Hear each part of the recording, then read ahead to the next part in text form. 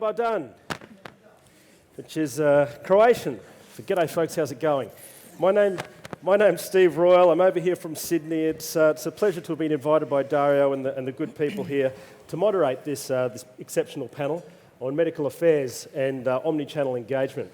Now, just first off quickly, if you were to Google into your phone's imposter syndrome, you may very well see a photograph of me, because that's how I feel up here nestled amongst these particularly credible and accomplished industry professionals. And to that, I'd like to invite them each to introduce themselves, who they are, where they're from, and what they're about. Maybe starting with Laetitia.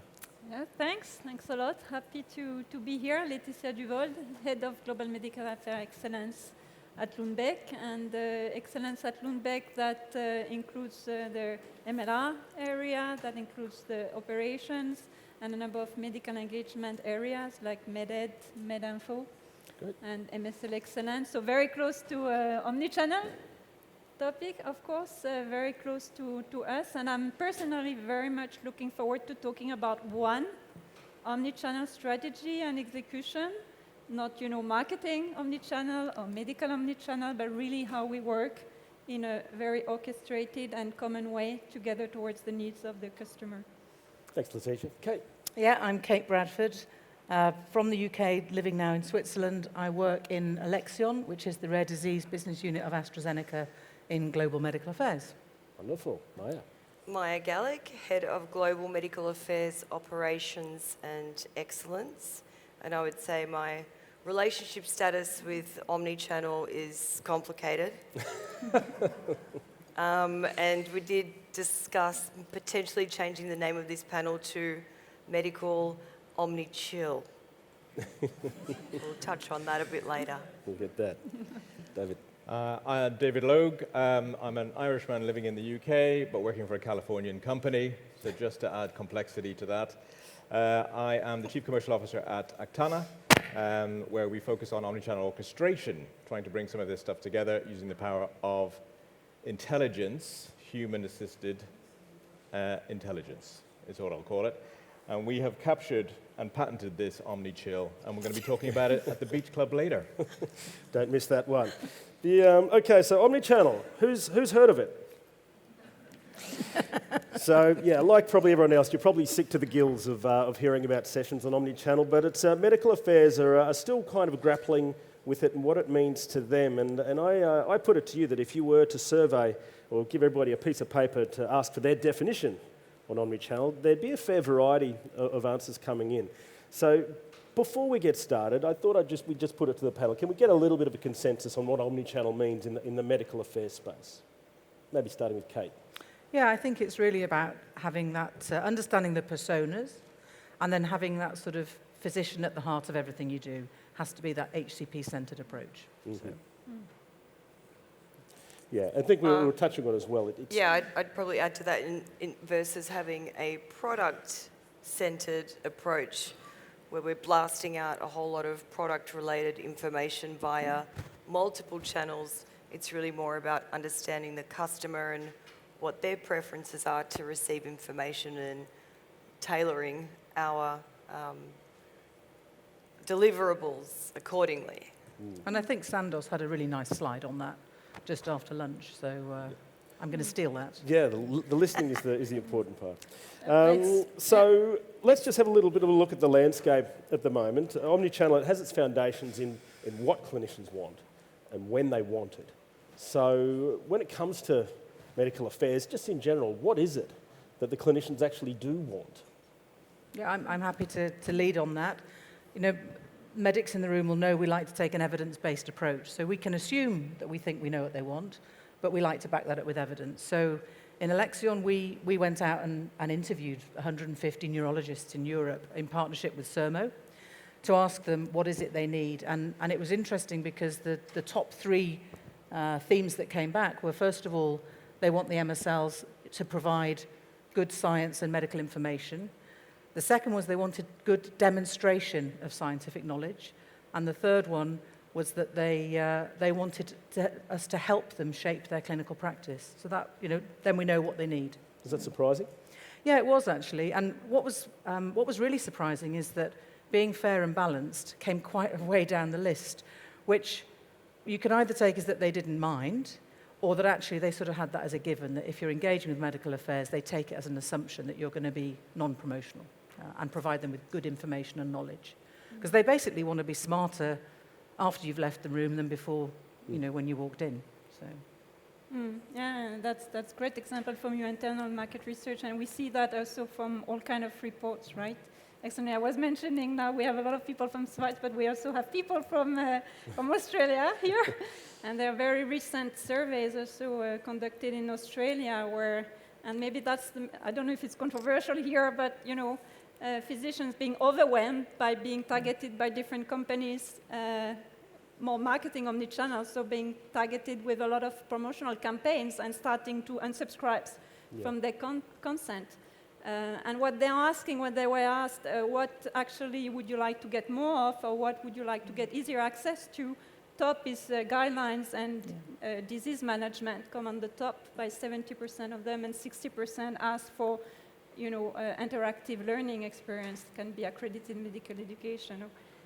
And that's an example of one very recent report, but that's across regions. We see other reports in US, Europe, that gap between the fact of receiving a lot of prescribing and product information versus what they want of this, and not receiving, so basically medical education that they want more of, real-world data that they want more of, and actually another aspect was also patient material, how to support their conversation with patients. These all slant very heavily into the medical affairs space. So I was just wondering, because we didn't dig in, I didn't scratch the surface of this in the prep, but was this a questionnaire about medical affairs services or what they want from the industry as a whole?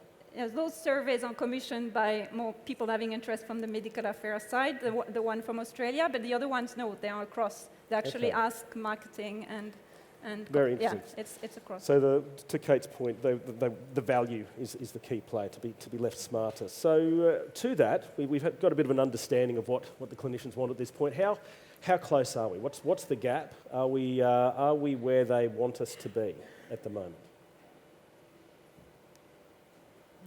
Prickly one. I personally don't feel that we're anywhere near it in medical. I think what they're expecting is a lot more sophisticated content to come through this omni-channel approach, and not just more commercial and marketing sort of oriented materials, because we just risk bombarding them and it just turns into noise and they disengage. So it has to be different for medical. It has to really involve understanding the customer and what their interests are. And of course, we deal with a whole bunch of different stakeholders. We're not just talking about HCPs here, we're talking about payers, patient organisations, and we have all sorts of externally facing roles within medical affairs.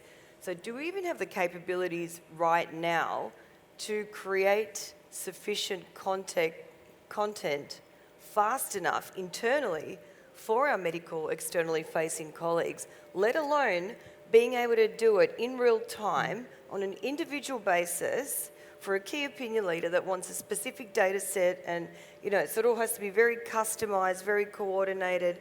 Who's going to create all of that? How quickly? And who's going to review it all? MLR. Yeah. There's just a lot of really practical, foundational, operational considerations that need to really be in place before we can just launch ahead. Like, I'm all for failing and learning from that, but this is one thing we don't want to fuck up.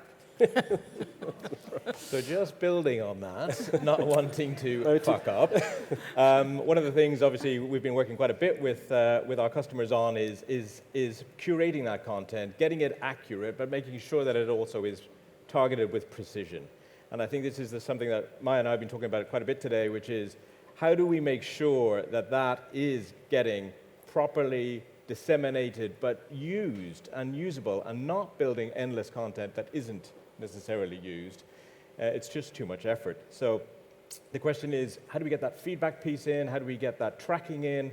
And then how do we ultimately measure that impact? And of course, that takes us very clearly to answering part of the gap question, is if we can say that it's having an impact, then we are doing a great job. And that's where it lands. Where I see a great opportunity is in the fact that the commercial side of the organization has as taking the lead, is that we can get a lot of their learnings from them and also a lot of the capabilities that they've been building.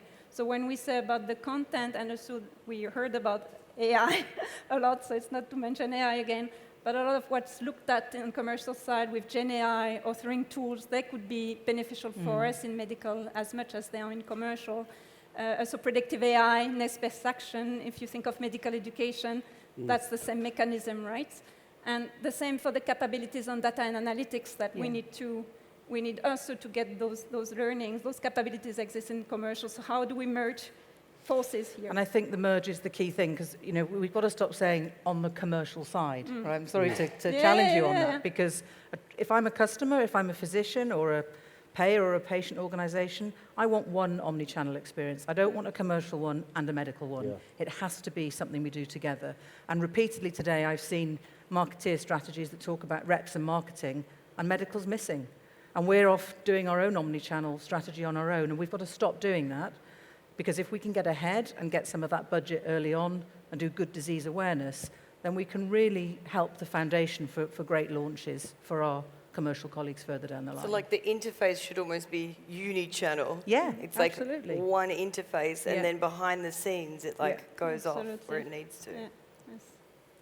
Yeah, there's not too many industries in the world where you have multiple customer-facing people and not working in unison. So there's obviously some, in terms of a customer experience, there's a lot to be improved upon. But let's talk about now, we started to touch on the content and developing it, and let's talk about that type of content and these sort of initiatives that feed into the omnichannel, in the medical affairs space, just through the medical lens. There's a lot of touch points from the medical affairs point of view, from advisory boards, which used to be commercial but now are in the medical affairs space, educational initiatives and beyond. One thing I know about these sorts of panels and the audiences at these conferences, they like to take something away. What's some take-home, something tangible that they can maybe put into practice themselves? So are there any, can you speak to any innovative tactics in the omnichannel space that the teams can adopt today to stay relevant and meet the needs, the evolving needs of the future even? So I'm going to go kind of far out. So I'm going to steal an idea from a friend of mine who has been spent the last couple of years working with an academic publisher in the US. McGraw-Hill it is, if those of you know that publisher. They've come up with a new concept, this Sharpen tool. And Sharpen is about using bite-sized content, which we love.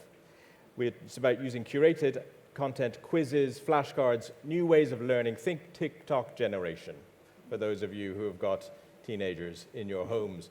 And I'm thinking, we have got to adopt this. Now, I'm working with a couple of customers who are trying these sorts of initiatives with this bite-sized content, video content. Let's try and get it on the mobile phone, and let's try and get that education out there from a medical perspective. And then, of course, it's what I talked about earlier, it's the tracking of that and seeing how that's having an impact. And for me, that's just really, really resonating. It's working very, very strongly, and I think those sorts of things, if you were to take that home out of Dubrovnik and think about teenagers, video, mobile, I think we're on the right track. And thinking of that, so the example I wanted to share from what we're doing is on medical education. I think that's one interesting place to start, especially when we see the gap between what physicians are receiving and what they wish. And I think what it creates when you think omnichannel, so longer term, is that you take some step backs in how you work and rethink how you work. So for us, it was rethinking, being more strategic about medical education, so not only tactics, but thinking more, continuum, learning pathways, so starting with, as always, need-based assessment, but linking to the profiles of the learners and learning pathways. So a lot of, we're thinking the strategic approach to medical education before we can choose the tactics and maybe the small bites approach. And then comes the execution. So on the execution side, you don't always need to think digital, but you can think digital in parallel, but you also can do simple things to get your organization to move towards thinking, addressing the unmet needs. For instance, typically we would do seminars, for instance, but think continuum again. You can do online activities before the seminar, so you get better insights to target your seminar better to your audience and get insights, and the same after the seminar to get better outcome from the learning at the seminar, and you get insights for the next round. So it can be as simple as that to begin with. But in parallel, we also work with the digital hub because it's still important also to build that part. It doesn't mean only digital learning. You can also register on the digital hub for face-to-face seminar. So that's what we're building with having a global repository in LMS, also visible in Viva. So it's very transparent and avoid duplication of content. But everything is locally decided and will be... Okay. Speaking to that global sort of model, and which improves efficiencies, again, in the omnichannel space. And that personal touch as well, like, that's not going anywhere. Like, we can't just replace all of our interactions with digital offerings via omnichannel, multi-channel, whatever. I mean, it kind of goes without saying that we need to implement technologies and innovations in the way that we operate, but there is still no replacement for that human touch. And that's what, at least from my experience, our customers really value, having that one-to-one interaction, and they value it the most through medical affairs. So it's the MSL that tends to get the most airtime with our key opinion leaders versus, let's say, field-facing folks in the sales organisation. So perhaps there's some efficiencies that can be gained in the commercial kind of light, but there should always be a relationship owner, and I would argue that should be in medical affairs. So the most important or impactful channel in the omnichannel mix is the MSL. I think it's right up there. I mean, there's got to be sort of custodian. There's got to be someone that's actually checking how this thing works. Like, we've got to also have feedback mechanisms, advanced analytics, insights, all that stuff is really important, underlying it all, and making sure they're actually implementing how it's working. Yep. Right? Yeah. So somebody has to own that relationship and have those face-to-face conversations with the customers still. And that might vary. That might be the case in a centre of excellence where you've got a KOL, but you might actually want your boots on the ground sales reps operating in other spaces, right? So, we've heard a few F words today, haven't we? And I'm going to say another one. I think it has to be phygital, right? It's got to be physical and digital. Oh. That's what we should be aiming for, because omnichannel doesn't just mean digital. You can be really impactful with an old school clinical paper printed out, right? Your question was, have we got any particular initiatives? And I think about, in rare disease, we have very few patients. We often have very few KOLs, but actually the treating physicians, there's many of them. So if you take a country like Turkey, which is 14 times bigger than Croatia, I found out this morning, we had 2 MSLs in a launch phase to meet with 3,000 neurologists and 150 MS specialists to educate them about a very rare neuromuscular disease called NMOSD. There is no way that they can do that without using an omnichannel approach. So we were lucky enough to partner closely with commercial, because they had the expertise, and build in a combination of physical, the face-to-face, and the digital with approved email, and then that shaped then the next discussion, because we have to learn to let doctors pull information from us. Yep. We cannot just keep turning up with 50 slides in medical and saying, isn't our data fantastic? Sometimes 1 or 2, the money slide is enough, but then they need to know where can they go to get the rest of that information. Scratch a bit deeper. Well, we've got a minute left, so I'm a bit reluctant to jump into another question. We could talk about it all day, and I'm sure you all could. Are there any questions in the audience just on the back of that? Sorry about the use of my iPad as a visor. Lottie? No, we're all good. Well, there's one. Something coming. Front row. Loday's always going to throw something Lode. at us. Yeah. Oh, time's running out. This will be prickly, and I bet it's coming to you. It's going to be fast. I just want to think Kate, I think for me, made the most important statement of the whole afternoon, because for a large part of the day it was like medical omnichannel, marketing omnichannel. And you said, no, there is only one omnichannel, because otherwise by definition it's not omni, it's not a seamless customer experience, and it may be different insights, different triggering different actions in different departments, but you can have only one omnichannel, because omni is about integration. And so if you can't integrate medical and marketing, don't even call it omnichannel. Yeah, but you've got to be careful there. You don't want to just be seen as part of the marketing organisation. Like, it has to be much more sophisticated content. It has to be handled differently, I didn't but say using that. the same I didn't say that. technology. I didn't say that. But you know, we can take the garlic and the crosses off. It's not the marketing. I mean, seriously. I fully agree. Well, on that twilight bombshell, we might leave it right there.